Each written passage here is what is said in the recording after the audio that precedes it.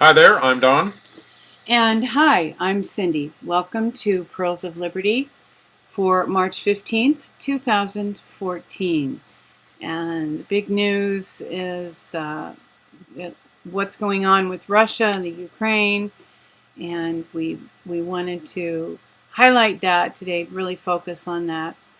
But we're beginning today with this article from the Republic Broadcasting .org website, Karen Hudes, Whistleblower or Deceiver.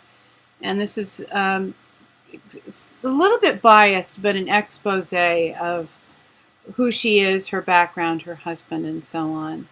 Yeah, the guy that's writing this article says that he had a hard time trying to dig out background information on her because she apparently did not want some things to come out. And the general thing that I'm not comfortable with is that this guy takes her to task for being an Ashkenazi Jew and her husband. However, in addition to that fact, which is really neither here nor there, it comes out that her husband is a big environmentalist in terms of working for the World Wildlife Foundation, legal department or banking department, and has acquired a lot of land that is off limits to the people. So these are Agenda 21 types that are preparing a brave new world.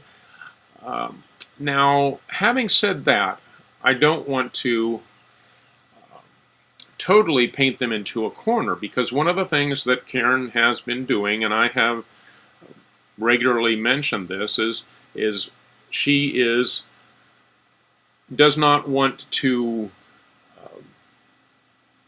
go into chaos with the world financial system. She wants a smooth transition and maintain, or reestablish is a better word, rule of law in banking. And that's a good thing. That's something that we want.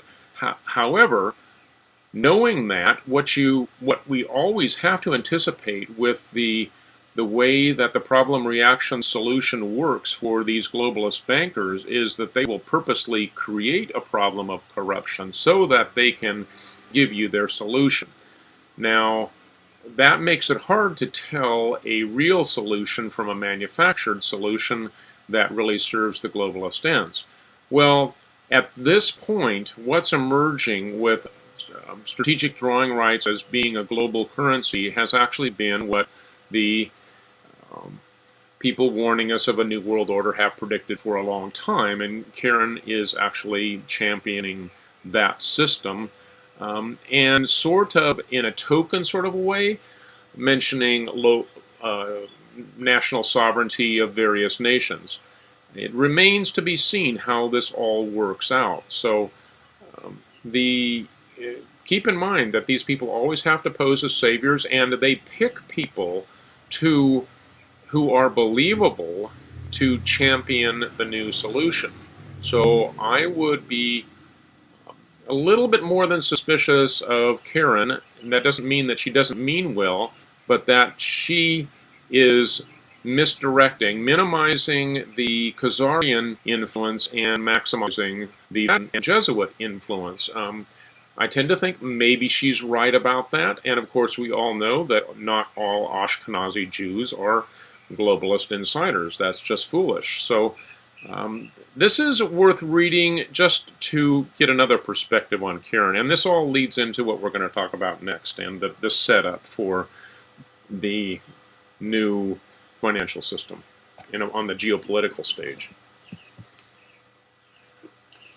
And that has a lot to do with what's happening in Ukraine, and this issue in Ukraine being amped up at least partly as a diversion from deeper things that are happening in the financial world, and this crafting of a global financial reset.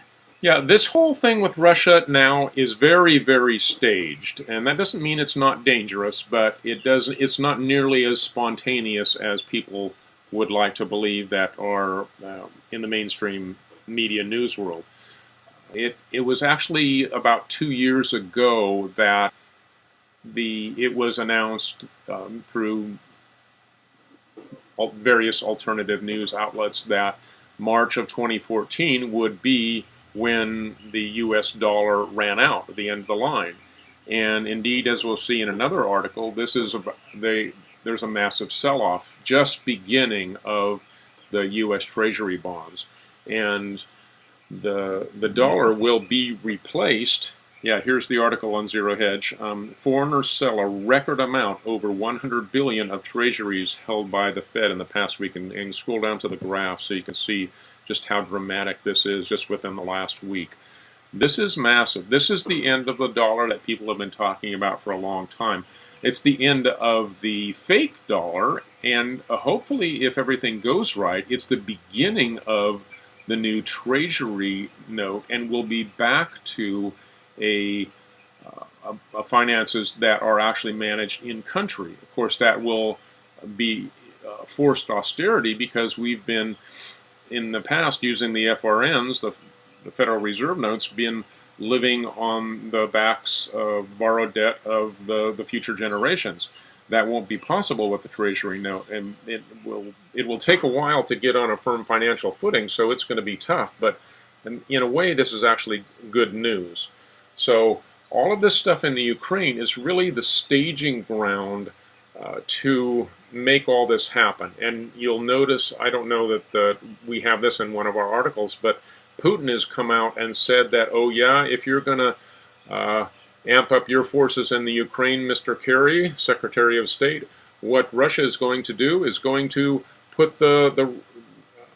is going to back the oil reserves of Russia with gold and return to a sound currency. That's going to be his response, and that's actually, of course, what is already planned. And really, it is absurd what the United States is pretending to do. That it's amazing how the sheeple in the United States that listen to the mainstream media are falling for it. I even have leftist family and friends that are listening to John McCain's saber rattling about how we have to stop Russia from rebuilding the Soviet Union. It's the level of propaganda is pretty outrageous now. So what is happening is that there is an agreed upon scenario that it's a diversion that's going to happen, that's going to get everybody to focus towards a third world war, which I don't believe will happen. And maybe I'm just an optimist, but I think that there's enough good military in the U.S. and the European nations that are going to not allow this to escalate, because it's foolish, because Russia controls the pipelines. So that means that the natural gas that all of this is really all about is coming out of Russia, going through the Ukraine and to Europe. And in order to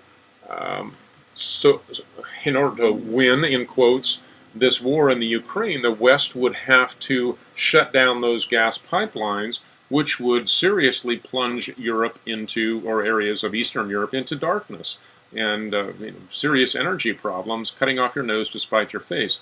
This is something that would happen if there were enough evil in the dark cabal military, meaning the U.S. and allied forces, to be able to actually enjoy the mayhem that would ensue. I personally don't think that's going to happen, but of course we need to be praying and be on guard and be prepared, because this is a serious game of global chess that's being played, and we all hope it transitions well.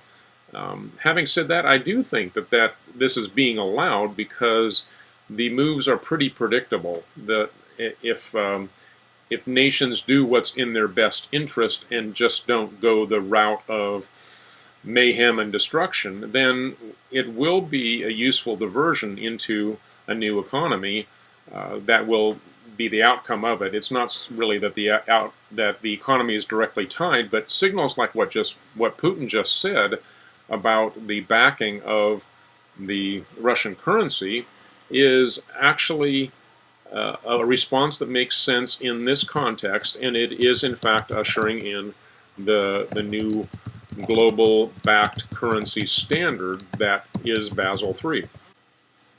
And this article from Paul Craig Roberts, The Failure of German Leadership, Merkel Whores for Washington. Yeah, we would hope that there would be some backbone in Europe to stand up to a Russian power move that would enable Europe to be less dominated by Russian oil and industry, and that just sadly isn't happening.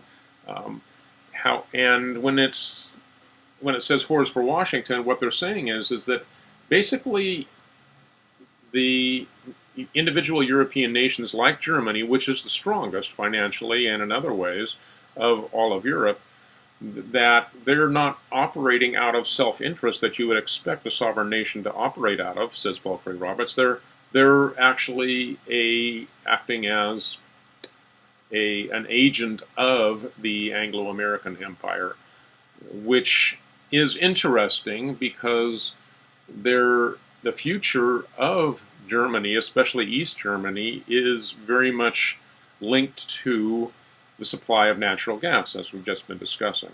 So the geopolitical manipulations going on here are huge.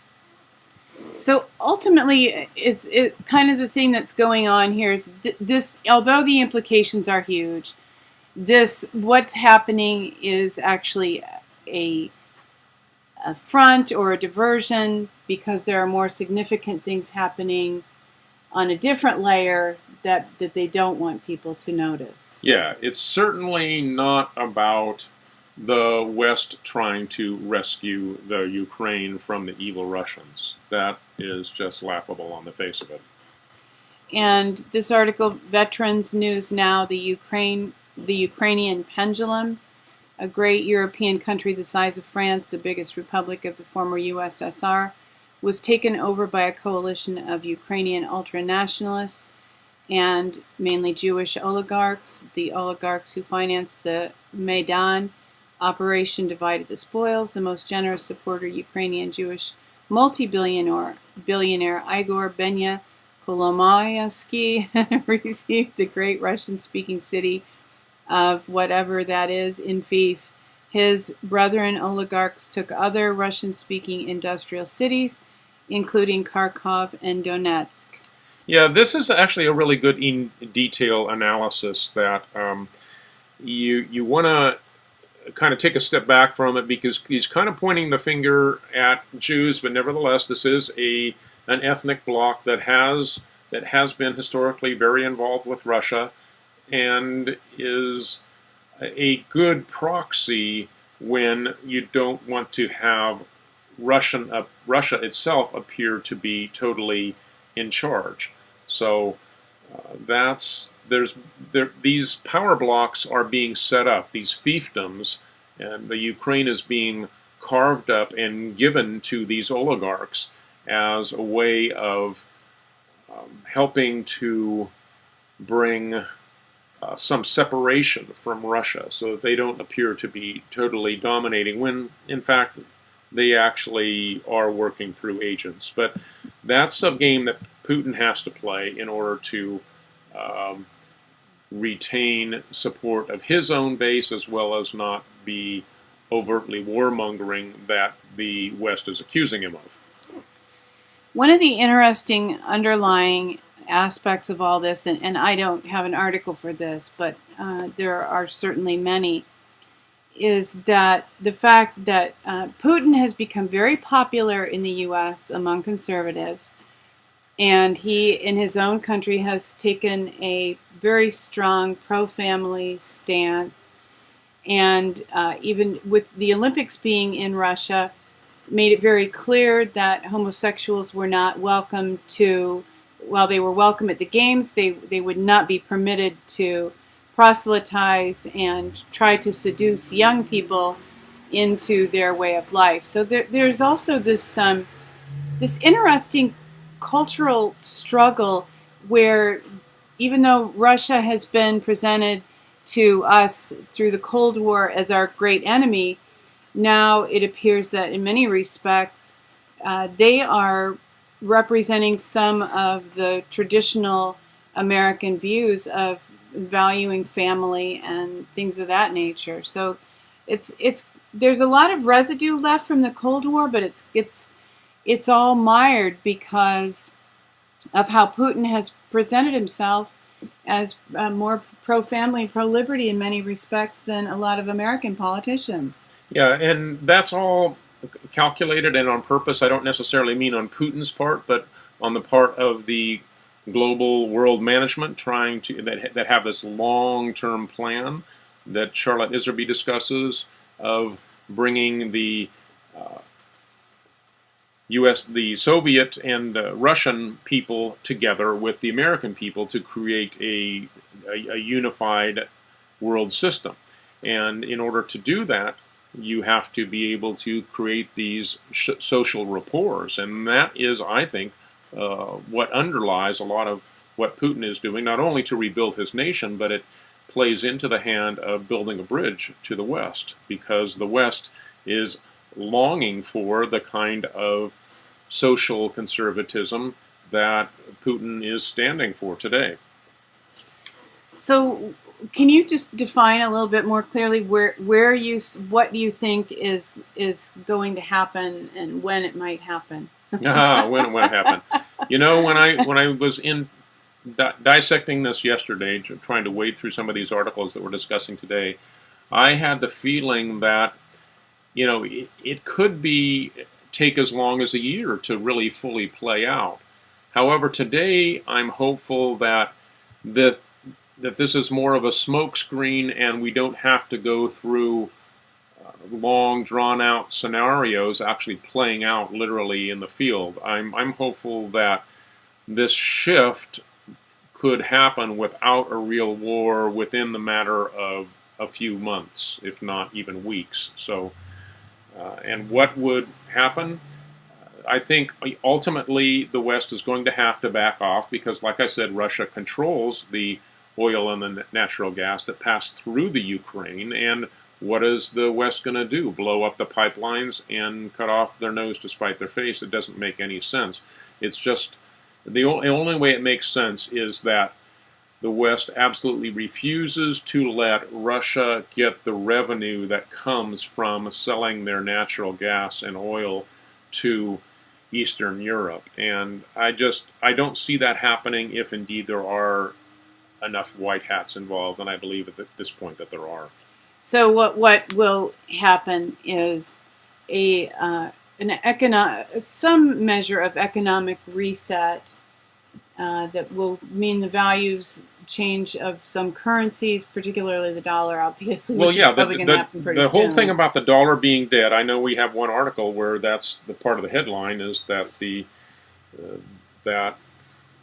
Obama administration is intending to kill the dollar, and they will do that, I think, in fairly short order, and that needs to happen at the same time as this global currency reset, because there has to be something to replace the dollar with, and it's going to be the strategic drawing rights, that SDRs, that's based on a basket of currencies, and that is going to be the transition. And with all these treasury bonds being sold, I think that is one of the things that is going to be the trigger. This is really starting to happen before our eyes. This article that you got up here now from Hageman reports Intelligence Insider, Obama administration to kill the U.S. dollar. That's actually April of, it's almost a year old, and of 2013.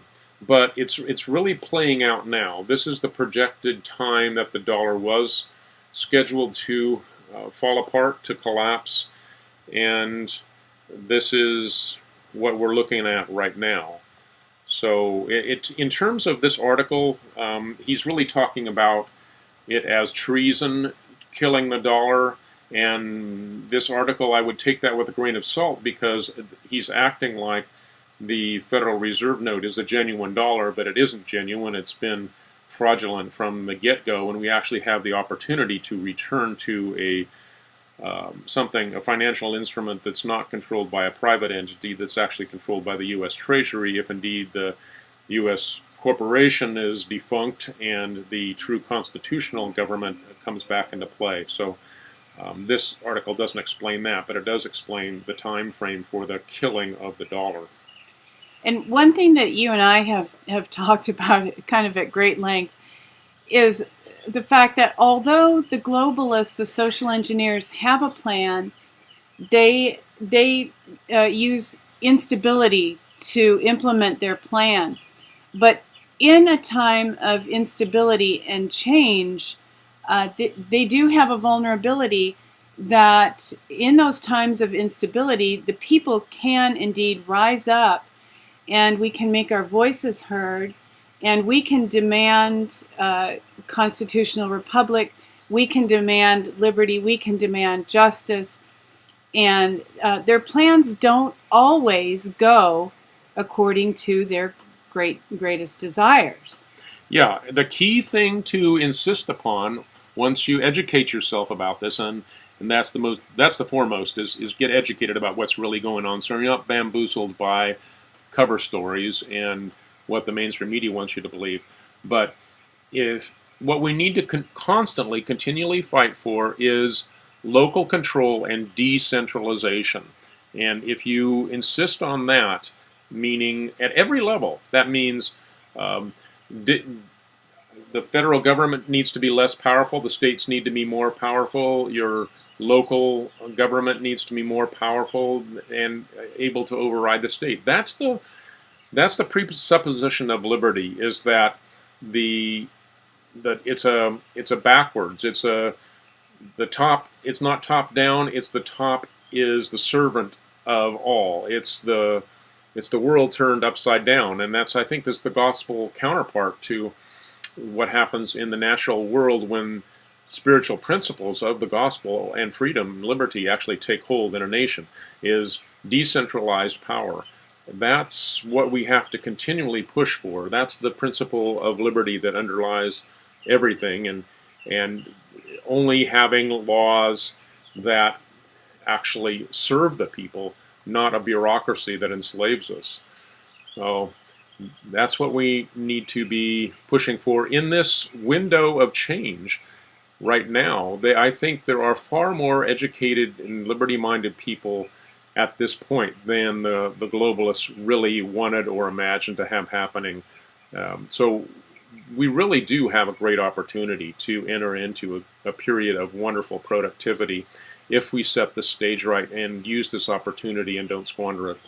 One little caveat that you mentioned to me, and this actually goes back to Karen Hudes and her advocacy of working with state governors and on that level, working with the states, is that if we completely decentralize power and don't have a stable federal government, that would make it virtually impossible for us to return to tariffs as a means for funding the government as opposed to an income tax. Right, and of course we want to do that, and that's actually only one of the reasons we want tariffs. We want tariffs so that we can rebuild our economy. If we don't have tariffs, then it will always be possible for cheap labor overseas to undercut the American worker, and child labor in other countries, we can never compete with that. So we have to have tariffs, and that has to be on a national level. It's not possible for states to do that, because what are the states going to do? They're just going to try to compete with each other, and that's something that really has to be national. So we do need a strong federal government for that, and of course for the military, which is really to defend ourselves if the United States were to collapse to the extent that there were foreign invaders. We would want to have a national military to be able to repel them. So we want to insist on constitutional government, because that really is the way that the country was designed, was for limited federal powers, but those limited powers are very essential to building strong states and strong local governments. So with that, we will leave you to chew on all those ideas and digest for yourselves. We do. Thank you for joining us for this week's Pearls of Liberty, and hope that you are enjoying a very pleasant weekend. As always, we remind you to see the world the way that it really is. See yourself in it. Walk your walk. You are the one you've been waiting for.